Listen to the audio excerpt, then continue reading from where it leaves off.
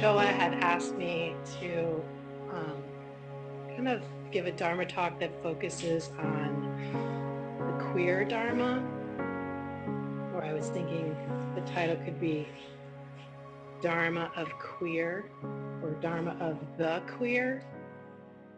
I don't know. Any of those. I was going to try to kind of address queerness. And I was going to do that in the container of a case from the Gateless Gate. It's case 16 in the Gateless Gate. The Gateless Gate is a book of koans, which is a book of Zen scriptures.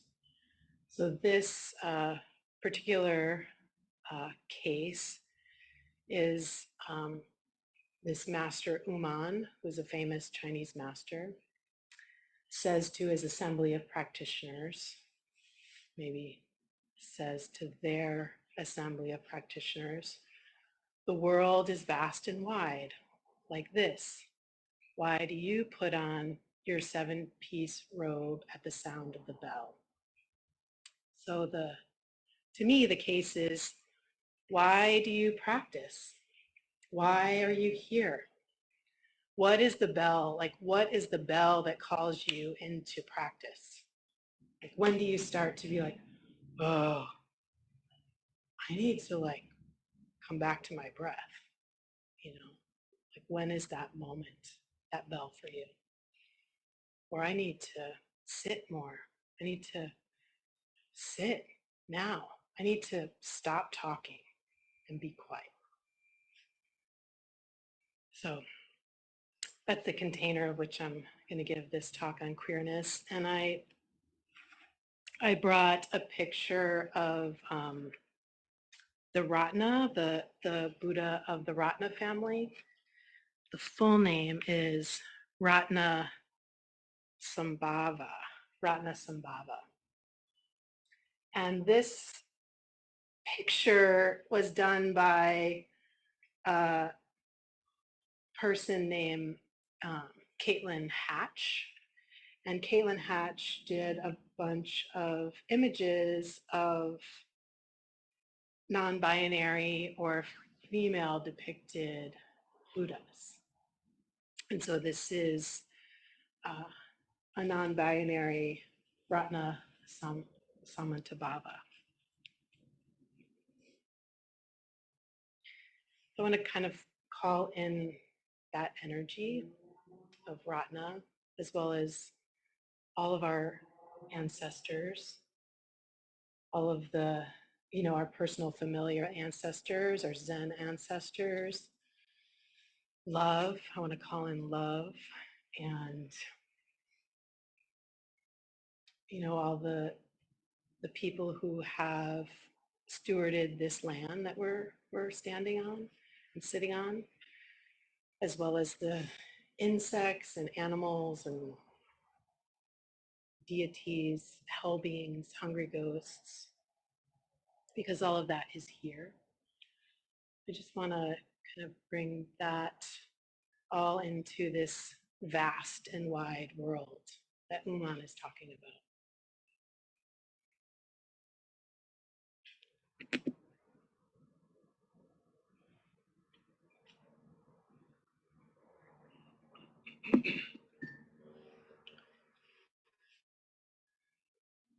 So in terms of identity, I identify as a non-binary person, but also as a woman. That's really important to me. So I don't know, that doesn't make sense to some people that identify as non-binary and as a woman.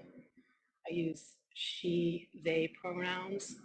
Mostly I use they pronouns just out of respect for other people who prefer they pronouns.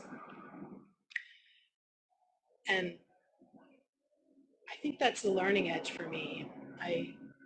I'm not really sure why there's a resistance in myself to see myself as a they, because I am a they. There's tons of voices and aspects of myself that are constantly in conversation within my own mind. And And if I saw myself as not separate, or when I see myself as not separate, there's many aspects of you that are also in me. So in reality, I kind of think we all should be embracing they, like we are they. Um, we, I don't know, I forget what your chant is, but our four vows chant is sentient beings are numberless. I vow to serve them.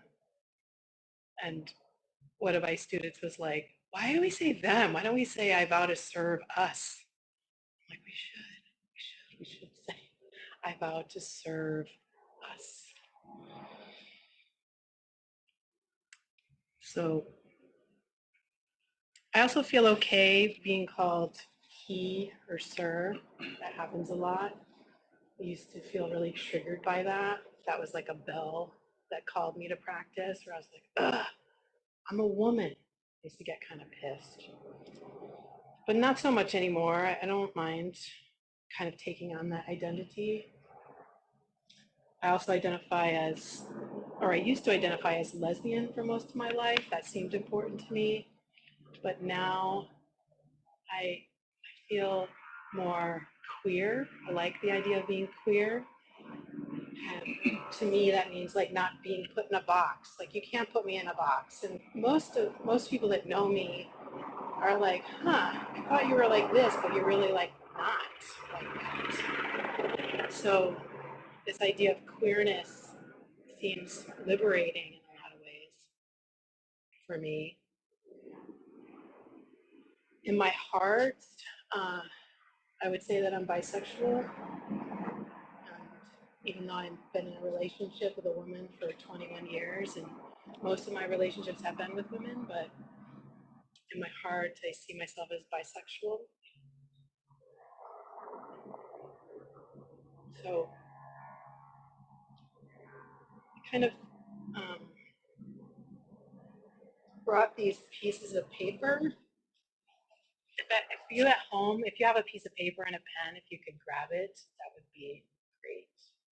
Um, and I just wanted to do kind of a brief exercise around identity and how to kind of like sort of these sort of how do we get beyond these identities that we have? Because for me, in a lot of ways, the way I latch on to identity causes a lot of suffering. And you know, in a lot of ways, Zen sometimes, or the way I was taught Zen was almost to the way to go beyond it felt like bypassing it to me because there was a lot of suffering that happens around my identity, and I was never really, there wasn't any steps. I had to sort of learn my own steps to get through it and not bypass it. But before I do that, I wanted to talk a little bit about uh, Ratnasambhava, because Ratnasambhava is this,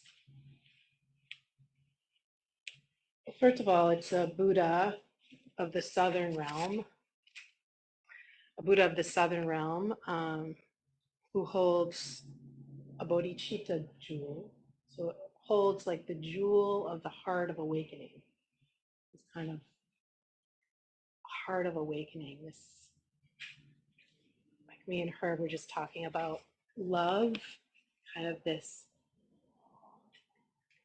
like when I hold my cat on my chest and he's purring, it's like all boundaries within me like go away, and I just feel like I love him. He's loving me and he's purring. There's just this like love fest. It's very tender, so sweet. It's like the most important part of my day, you know. So this Ratnasambhava kind of holds that jewel and represents this kind of spirit of generosity. And they also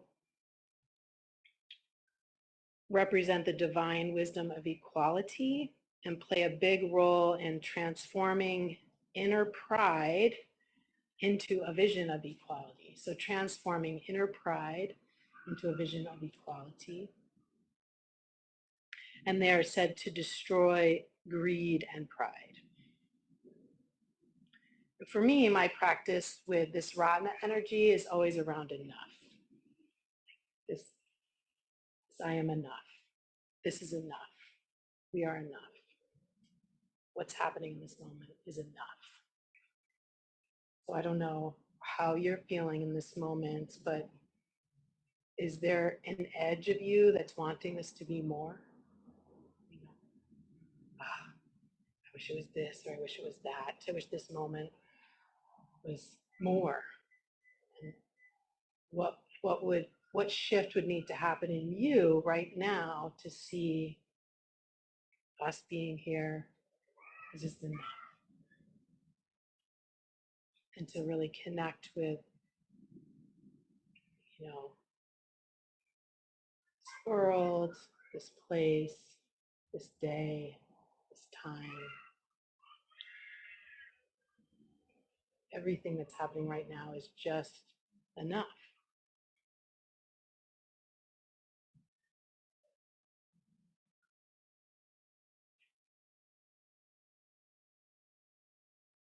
And I also want to kind of, the woman who, or the, not the woman, the non-binary person who made this image, um, kind of sees these Buddhas as the sacred gender fluid. As a, like there's the sacred feminine and the sacred masculine, and um, these images that they make, they consider to be the sacred gender fluid, which is so wonderful.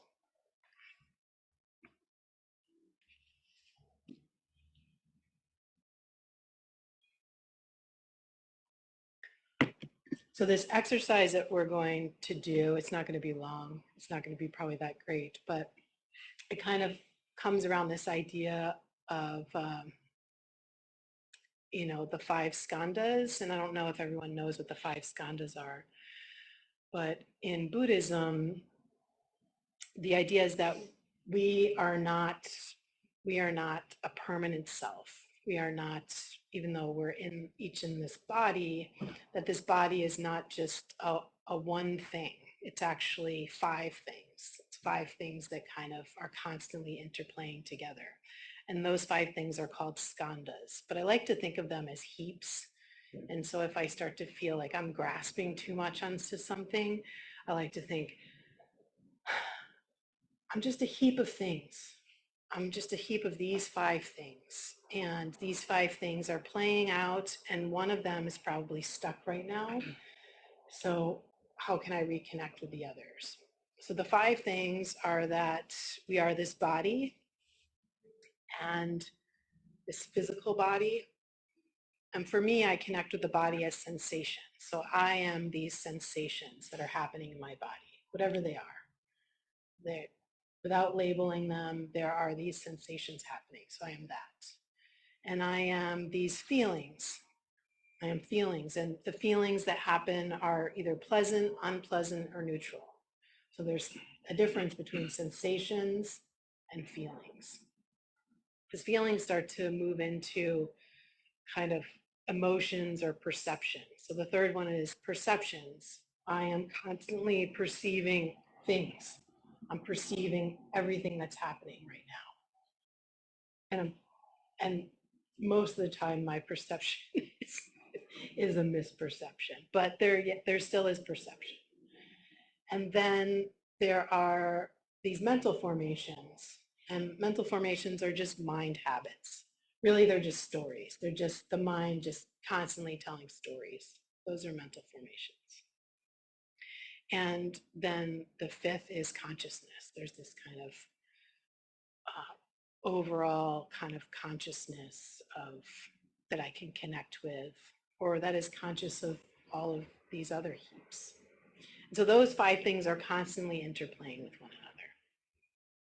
And how I understand it is that is what forms my identity or your identity. And there's so much potential to get stuck within that. So this exercise that we're going to do kind of comes from this book called Zen Beyond Mindfulness by Jules Shuzen Harris, who was a teacher of a student of Enkyo Roshi, a sensei, a psychologist, and the book is awesome. If it's great to kind of look at how psychology and Zen kind of come together.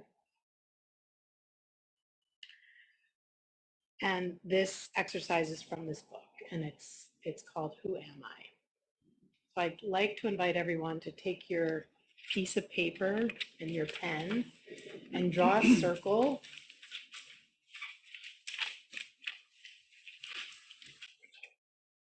And in the middle of the circle, just write, who am I?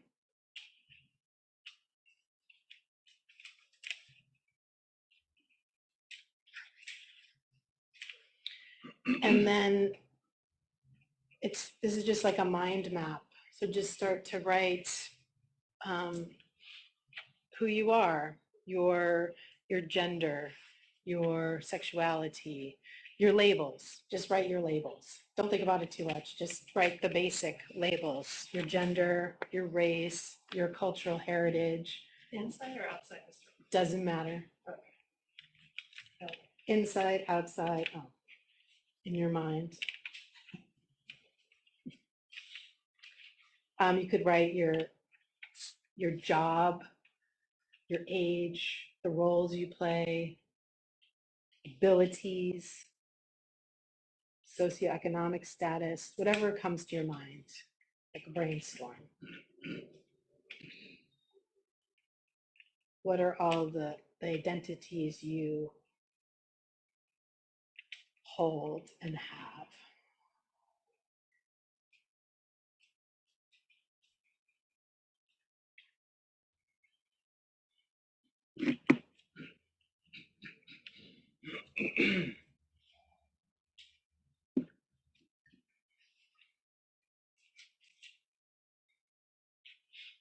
And it could be how you identify yourself, but it also could be how do other people identify you? What are identities that people put onto you?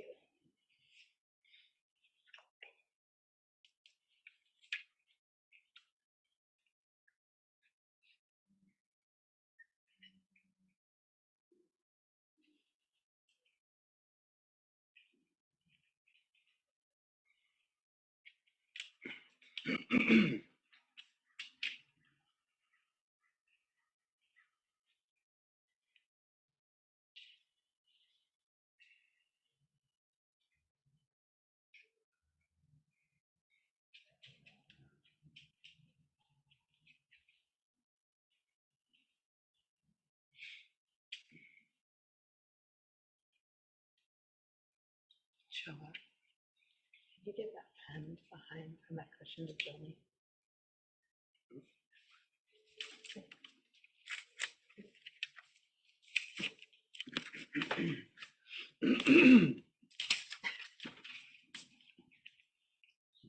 So I'll give you a couple more minutes to do that.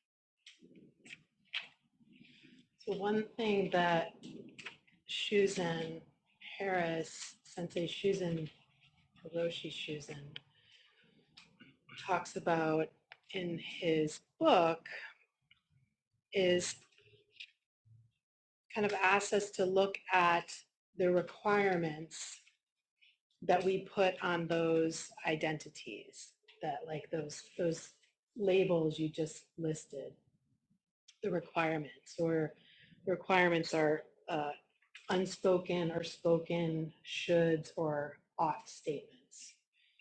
So these are rules, rules that we create or society creates around these beliefs of how these identities or these labels should be. So like, you know, a good lesbian should act this way or should talk this way, and a bad lesbian should acts this way or talks this way or says this thing, you know, or a good non-binary person looks like this.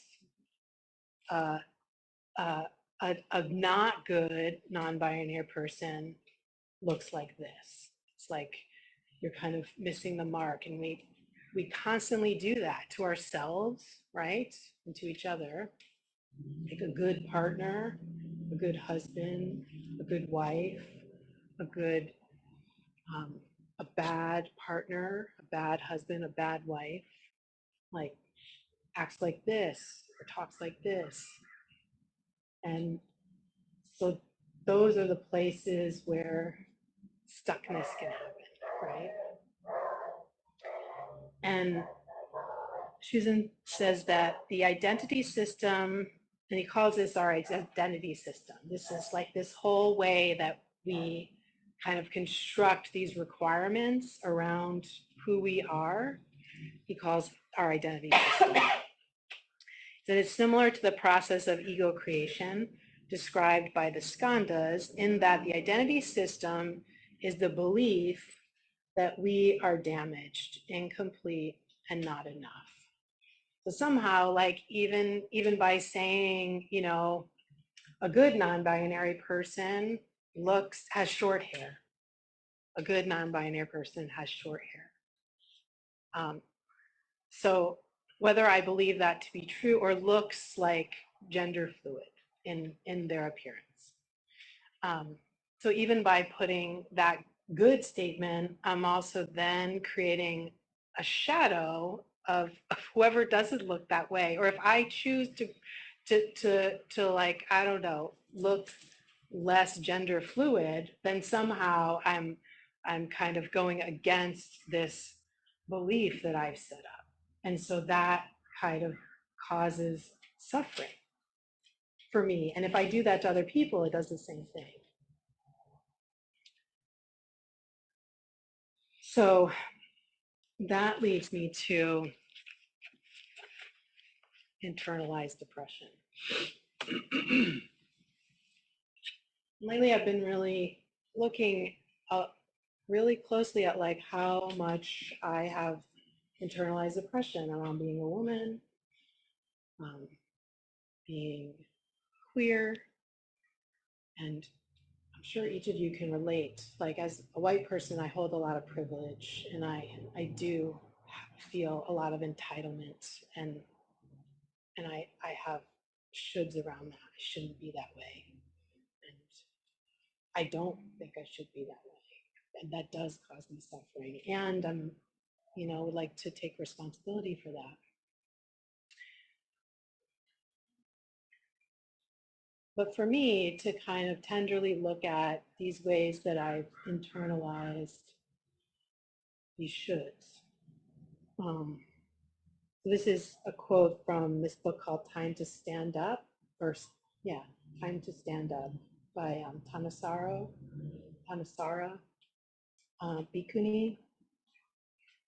She says that internalized depression is putting oneself down due to systems that perpetuate a hierarchy of entitlement. In this process, a member of a marginalized group comes to accept and live out the diminishing and distorted myths and stereotypes applied to that group. In doing so, they feel unworthy and devalued.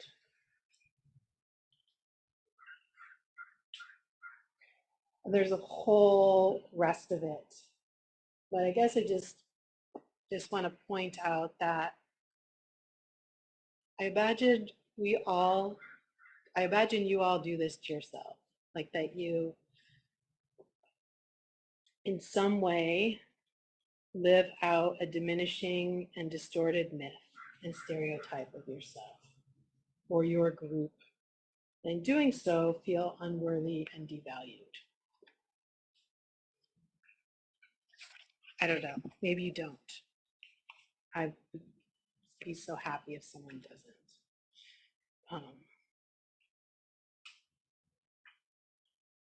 So the reason why, like, Shuzhen kind of talks about this, I'll stop in a few minutes, talks about this mind mapping and these requirements, because the next step is what he calls bridging. And bridging is just basically coming back into our body, coming back into our Zen practice, coming back into feeling our feet on the floor, feeling our, tailbone on the cushion, feeling the sensation in my heart, listening to the breeze of the wind, um, noticing the taste in my mouth. And that is what he calls bridging. It's just coming out of the story, coming out of the shoulds, coming out of whatever it is that triggers. Like I'm like lost in theory and kind of want to tell a story about being triggered.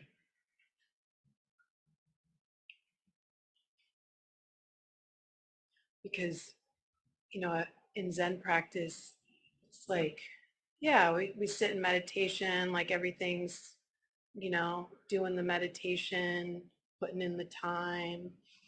Um, and then, like going out into the world and all of a sudden, like, yeah, it's like I'm triggered or someone says something to me and I'm reactive. Uh, or anger arises or it's unjust or someone, trying to think of something that recently happened, as if there's not a million circumstances.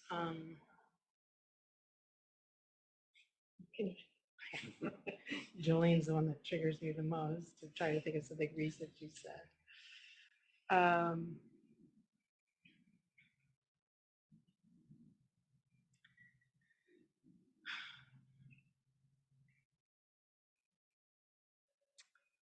I guess, the most triggering person for me is my Zen teacher, honestly. So the last conversation, I had with her, it just was like kind of like character assassinated me for like 10 minutes. It was just kind of like, you know what? You're just all ego. You're all ego. And, it's just, you just need more patience. You just need more patience. You have no space. You're very reactive. You're completely reactive. Like, and you're not getting along with your Dharma brothers and sisters. And, everything just kind of went off for 10 minutes. And I was just sitting there and I just felt like I was like so triggered, and I'm like, this just is terrible because I just want to be like, you know what? I don't want to deal with this. Goodbye, and just be reactive. It's like, I felt like that koan where hanging on the edge of the cliff, I'm holding a vine, there's a strawberry on the vine, she's up above and she's below, just like yelling at me. And I'm just like, and she's like, just be free. She's like, just be free. Just have some space. Make some space. And I'm just like,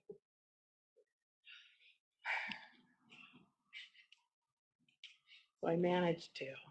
Um, but it was really hard. I had to kind of dig really deep into my deepest humility and just say,